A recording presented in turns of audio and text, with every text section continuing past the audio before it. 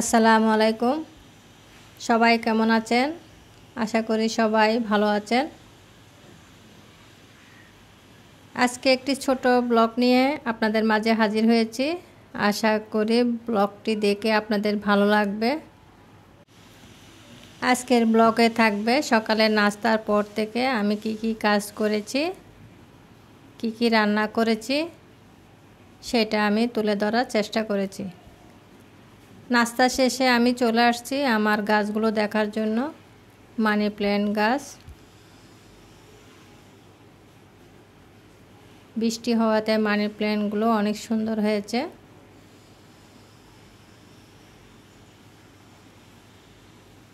আমার একটা মরিচ গাছও আছে, এখানে চারা লাগিয়েছিলাম, বোম্বাই মরিচের চারা।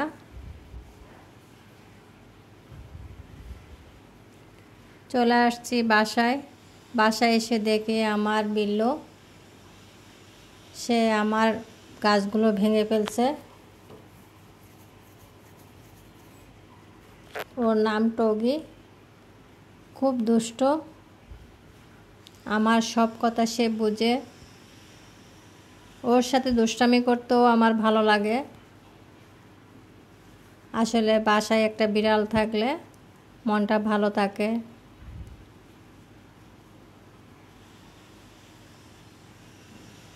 ওর সাথে দুষ্টামি করে চলে যাব এখন রান্নার কাজে। আপনাদের ভাইয়া বাজার নিয়ে আসছে।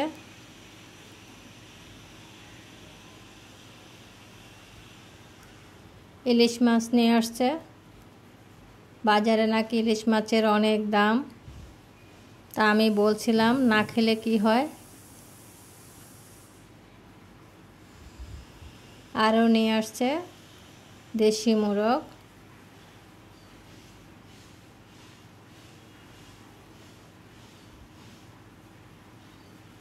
আমি ভাত বসিয়ে দিয়েছি রান্নার জন্য।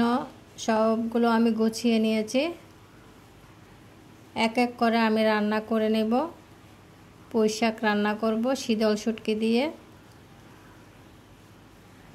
প্রথমে আমি পুঁই শাক রান্না করে নিচ্ছি। এখানে আমি রসুন, পেঁয়াজ, কাঁচামরিচ দিয়ে দিয়েছি, হলুদের গুঁড়া, মরিচের গুঁড়া দিয়ে দিয়েছি। মশলাটা কষিয়ে আমি শীতল দিয়ে দিয়েছিলাম, শাকও দিয়ে দিয়েছি।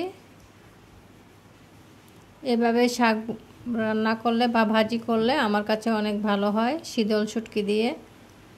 পুঁই শাক চিংড়ি দিয়েও করা যায়, চিংড়ি দিয়ে করলেও স্বাদ হয়। এক এক সময় এক এক রকম করে করি। অন্য চুলায়ও আমি রান্না বসিয়ে দিয়েছি।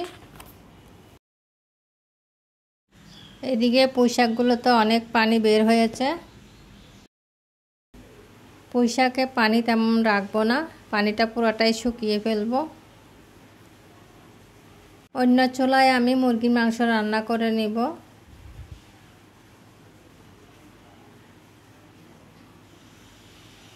এরপর আমি ইলিশ মাছ রান্না করব।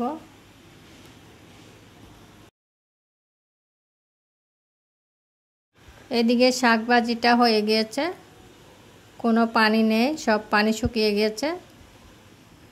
আমি এখন শাক ভাজি নামিয়ে ফেলব।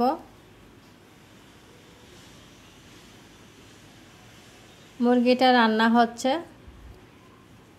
আমি ইলিশ মাছটাও রান্না করে নিয়েছি।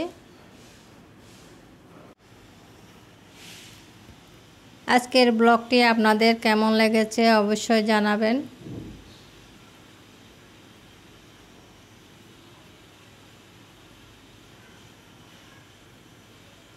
ব্লগটি যদি ভালো লেগে থাকে সাবস্ক্রাইব করবেন, পাশে থাকা বেল আইকনটি অন করে দিবেন।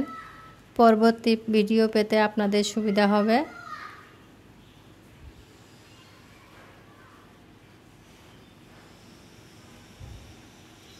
ভিডিওটি আজকে এখান পর্যন্ত শেষ করব। সবাই ভালো থাকবেন। আল্লাহ হাফেজ। আসসালামু আলাইকুম।